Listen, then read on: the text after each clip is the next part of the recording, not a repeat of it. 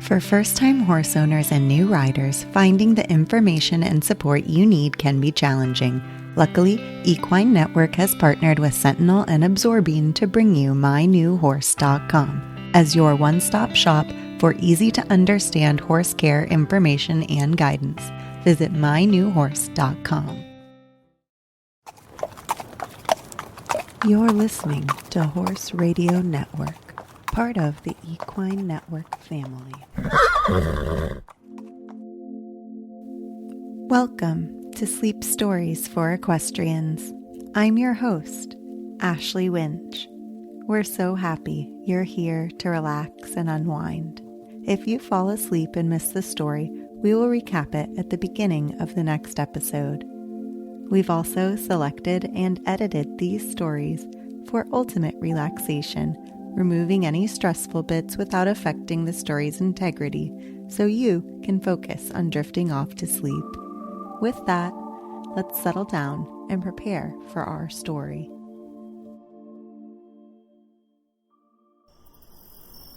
The gates are closed, the horses sleep, the day's work done, the chores complete. Now let us rest, our bodies and minds. Drift off to sleep and close your eyes. It's time for us to turn down for the night. Now let's breathe in, breathe out, and turn off the light. One more time. Breathe out, breathe in. Now, let us begin. In our previous episode, we were finally joined by Misty's foal, and the BBs were able to bring the filly back to Chincoteague Island. What adventure could lie ahead?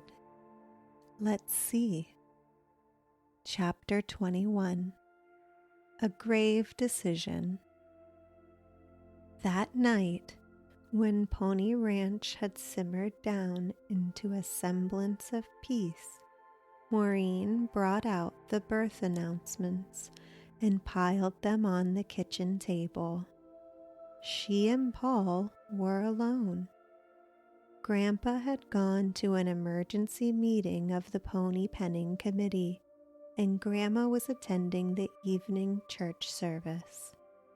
"You put the date on," Paul said to Maureen. "You write better than me. Besides, I got some important thinking to do." "Oh?"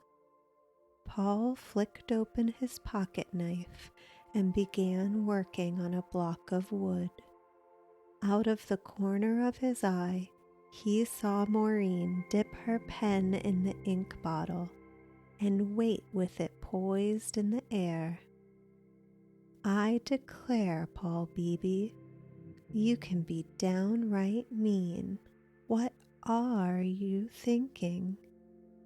"And you can be such a girl," Paul said in disdain.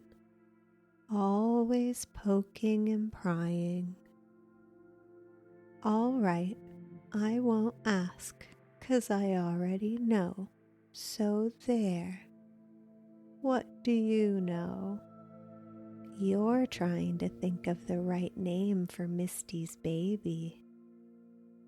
"Okay then, I reckon you got what Grandpa calls woman's tuition. Now you know what's occupying my mind.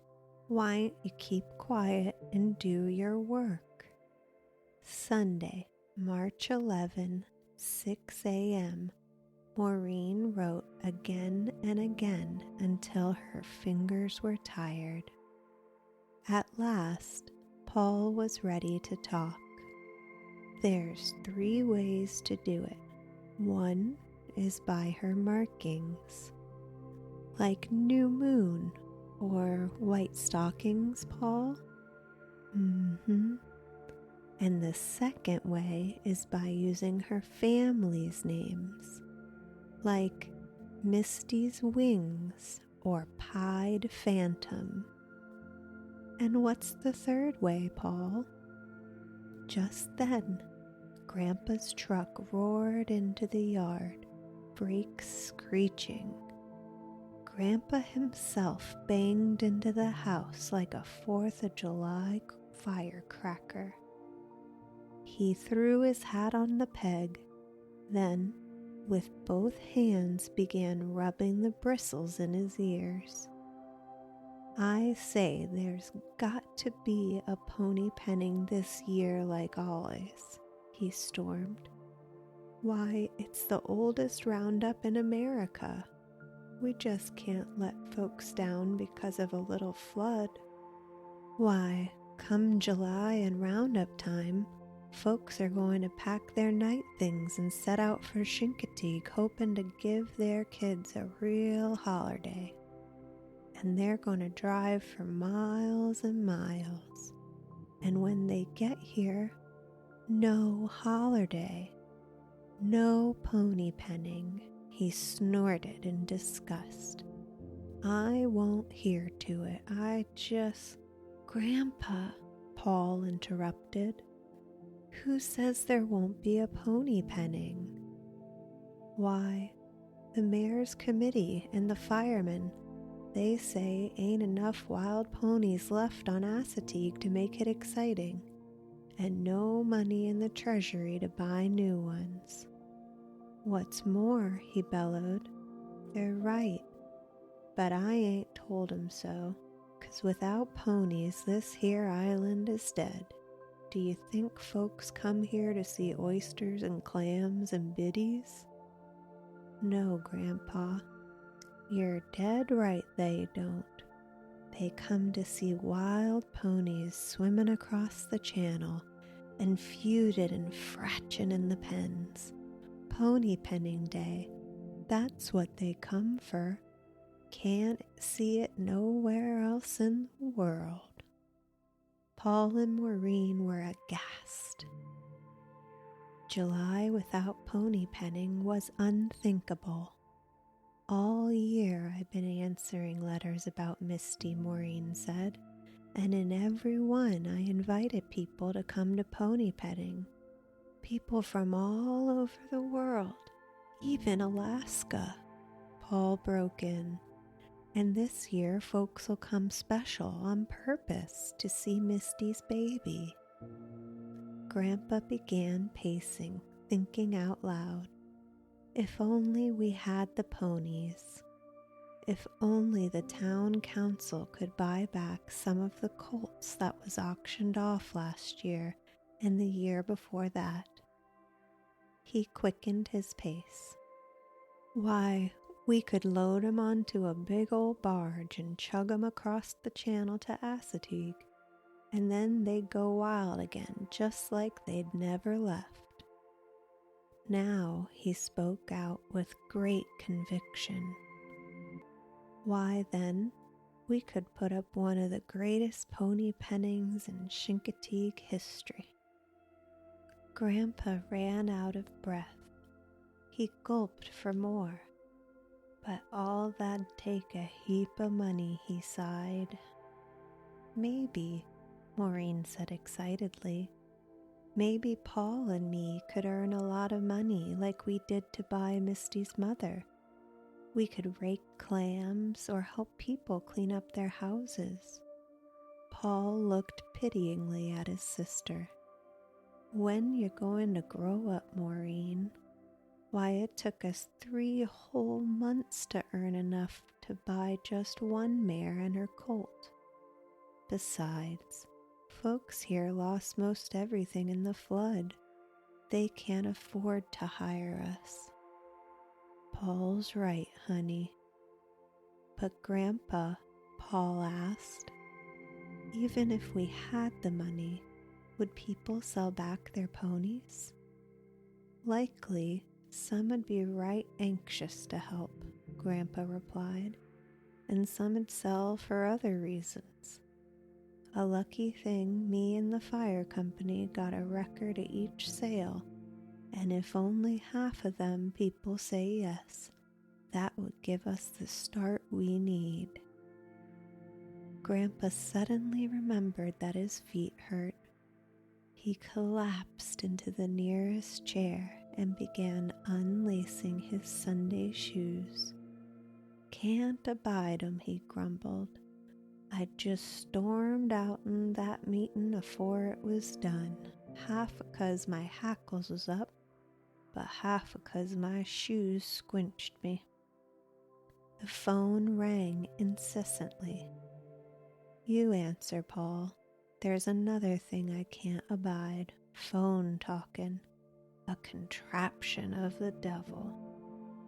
"It's for you, Grandpa. It's the mayor, and it sounds real important." Grandpa thudded to the phone. "Hello," he bellowed. "Grandpa doesn't need a phone," Paul snickered. "He could just open a window." "Shh." Maureen put up a finger, listening. "Who called you?" Grandpa questioned. There was a pause.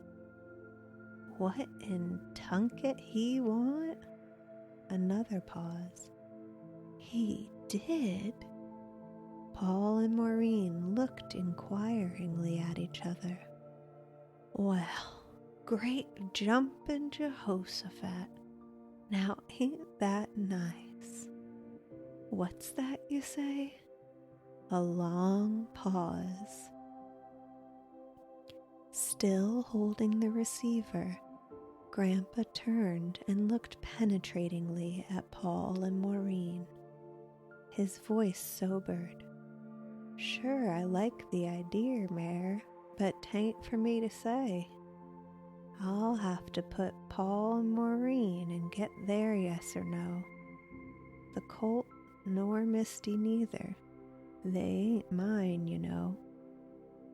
Grandpa hung up the receiver and walked back to the table, collecting his thoughts.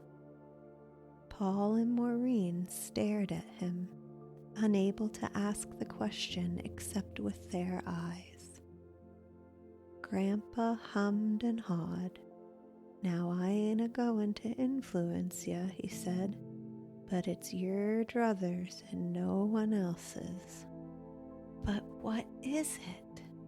"You see, it's this way. One of the big chiefs from the movie company that made Misty's picture, he just telephoned the mayor long distance. From his home, mind ya." "What did he want?" Maureen asked. "Does he want to make a picture of Misty's baby?" "Stop interrupting," Paul scolded. "Let Grandpa finish." "Wall," Grandpa went on, "seems he's been reading about the storm, and he wants to do something to help.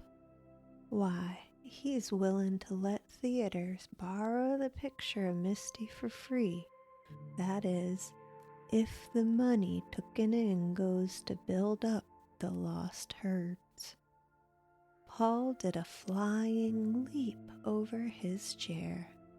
"That's great, Grandpa. You don't have to get our okay on that. But I ain't told you the Colonel yet," Grandpa explained.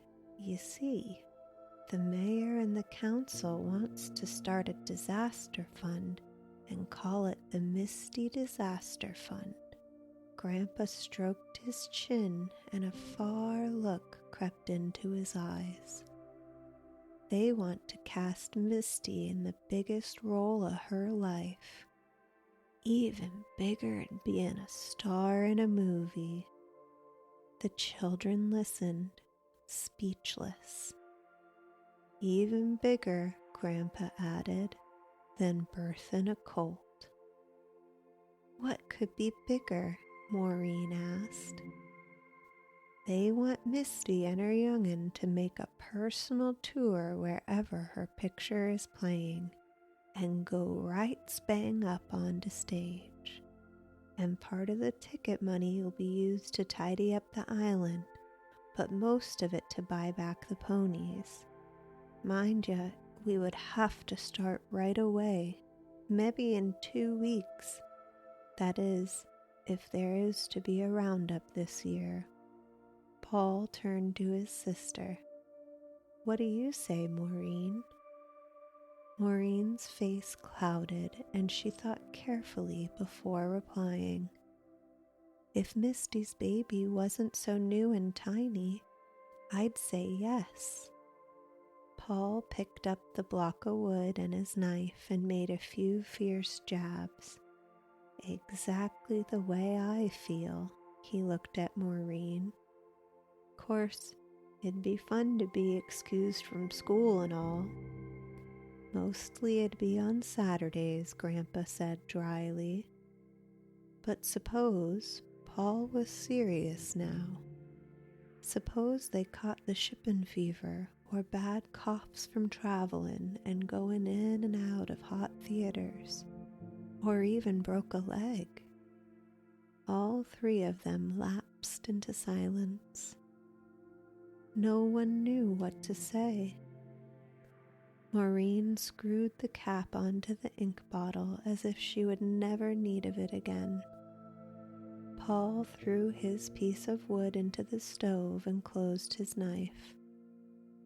The silence was growing power. Grandpa sat down and crossed his arms, using his paunch as a ledge. He looked up at the ceiling and across at the clock. He picked up one of the birth announcements and studied it. The corners of his mouth twisted into a smile of sympathy and understanding. "It'd be chancy," he admitted, "mighty chancy." "But suppose," Paul spoke slowly and earnestly, "suppose we let Misty and the colt go to just one theater, and if they come home feeling frisky, they could go again. But if they got sick or were off their feed for just one day, they'd never have to go again." Grandpa's eyes shone like twin meteors.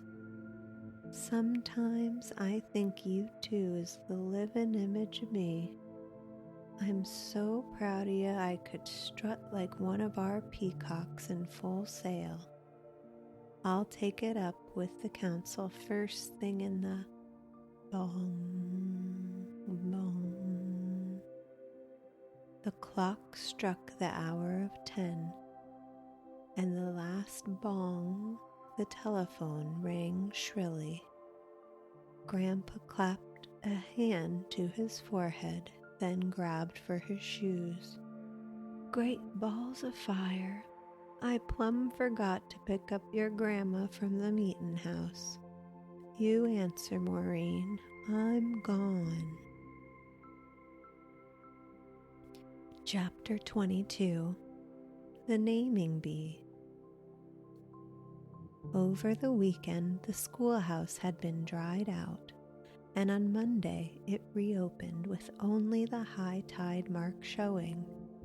Paul and Maureen were present and on time, but it was a hard thing to remember the provinces of Canada or to stand up and recite Washington, Adams, Jefferson, Madison, Monroe when Misty's filly had to be named. The town council was insistent. They had to have a name at once, and the more Paul and Maureen were pressed to make a decision, the harder it was to decide. For the next few days, in school and out, they thought up names and just as quickly discarded them. No one seemed right. Either they were too long or too short, or when you called them across the marsh, they sounded puny. It wasn't like naming just any colt. For 3 days they struggled. Then, on Wednesday, almost at dusk, Mr. Conant, the postmaster himself, arrived at Pony Ranch with a whole bag of mail for the BBs. When Grandma spied him striding across the yard, She quickly set an extra place at the table and sent Maureen to the door. "Evening, Mr. Conant," Maureen said politely, but her eyes were on the mailbag. "How do you do, Maureen and Mrs. Beebe?" "How do, Mr. Conant? I declare," Grandma chuckled. "You look just like Santa Claus with that leather pouch you're carrying. Let me hang it on a peg whilst you set down. Mr. Beebe and Paul will be in right soon. Now then," she beamed, "do stay to supper. We've got us a fine stew with black-eyed peas and light bread and some of my beach plum preserves." "I'd be very honored to stay," Mr. Conant replied. "My wife has taken her mother to Salisbury overnight, and while she has no doubt prepared some tasty treat for me, what is food without good talk to digest it?" Grandma looked pleased. "That's what I always tell Clarence, only I don't say it so elegant." Maureen was still eyeing the mailbag, her curiosity at a bursting point. "Oh, I almost forgot," Mr. Conant smiled broadly. He reached into his inside pocket and drew out an envelope bearing a bright red special delivery sticker. "It's for you and Paul," he said, handing it to Maureen. "Since it's marked special, I decided to bring all your mail along, instead of letting it wait until tomorrow."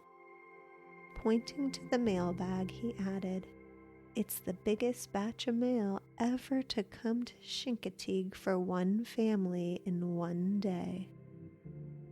There was clatter and stamping in the back hall as Grandpa and Paul came in. "Why, if it ain't Mr. Conant," Grandpa said, putting out his hand. "I'm as pleased to see you as a dog with two tails." "Look, Paul," Maureen cried. "A letter, special delivery, for us." Paul took the news with outward calm, but his eyes strained to see the postmark, and his fingers itched to snatch the letter and run off, like Skipper with a bone. "You children put that letter with the others and wash up now," Grandma scolded gently as she stirred the stew. "This stew is hard to come by, and I ain't minded to let our fiddles get ruined. Besides," she said, "if it's good news, it'll keep, and if it's bad, time enough to read it after we've ate. Everyone, please sit. You hear, Mr. Postmaster." In spite of company, supper that night was, as Grandpa put it, a lick and a gallop. Everyone was in fever of excitement to start opening the letters. But first, the table had to be cleared and the crumbs swept clean. Then, Grandma spread out a fresh checkered cloth to protect the top. "We always use the kitchen table for everything," she explained to Mr. Conant. "For reading and writing, for splintin' broken bird legs, whatever it is that needs doing." She nodded now in the direction of the mail pouch. The postmaster took down the bag and dumped the letters onto the table.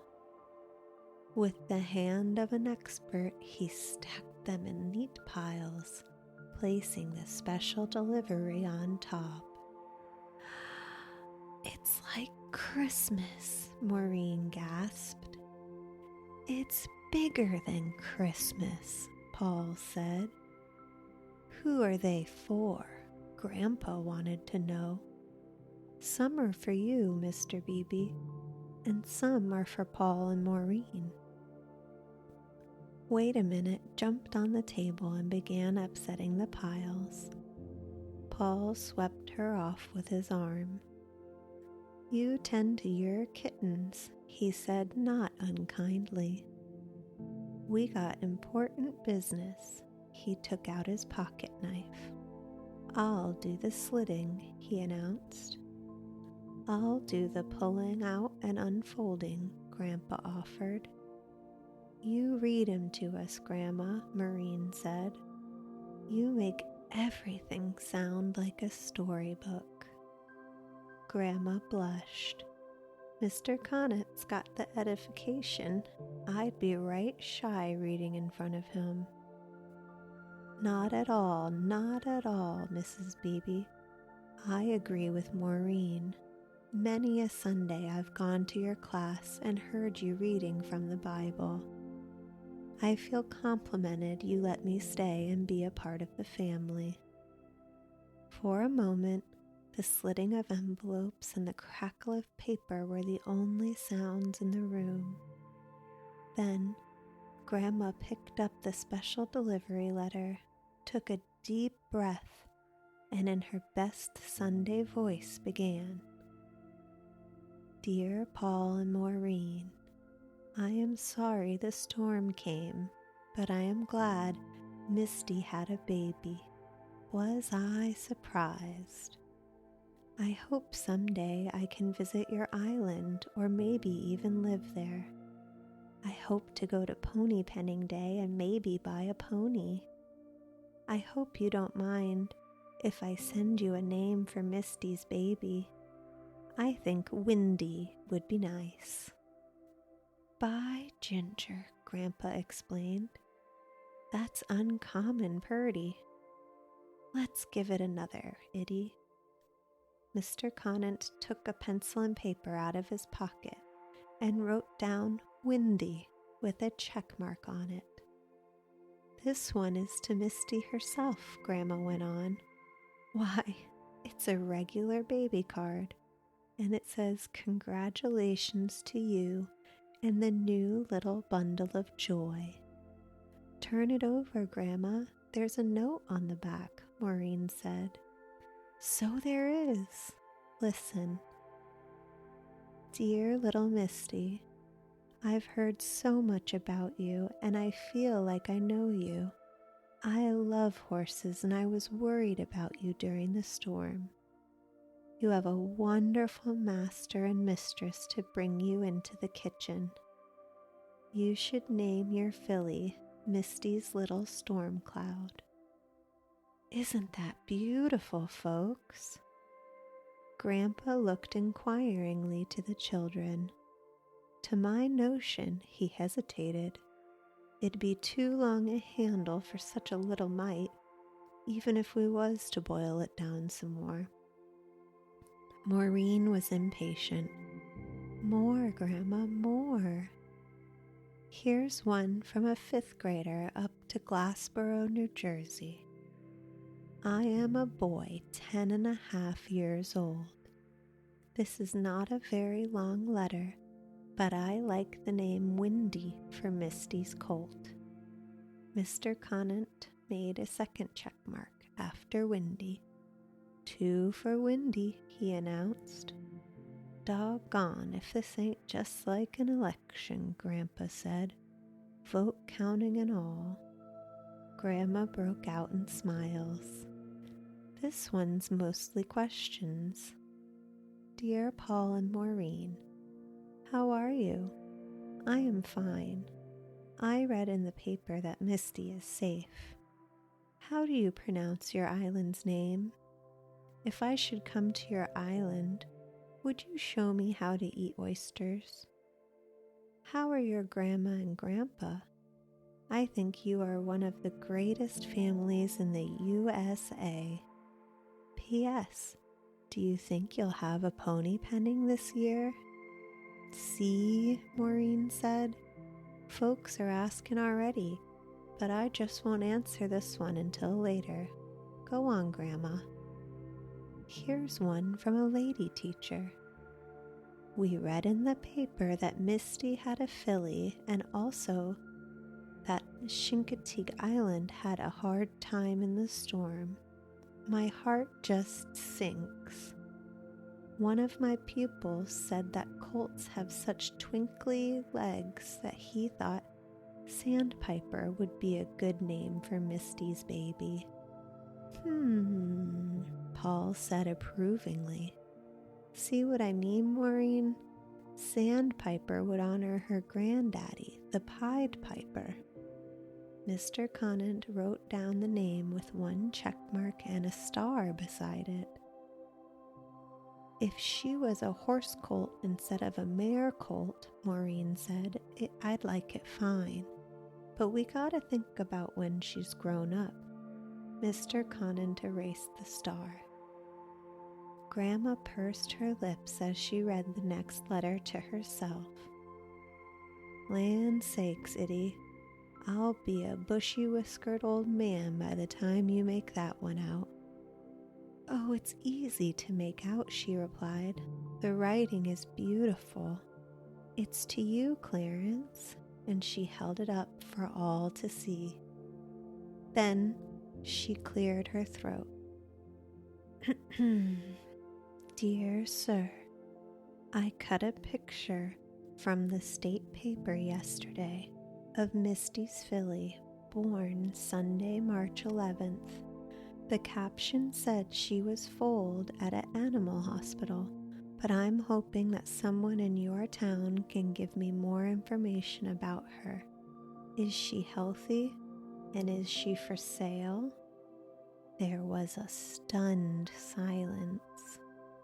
Grandpa's face went red and the cords of his neck bulged. Mr. Conant looked at him in alarm. Mr. Beebe, he said, I know the answer to that one. If you allow me, I'd like to do the replying.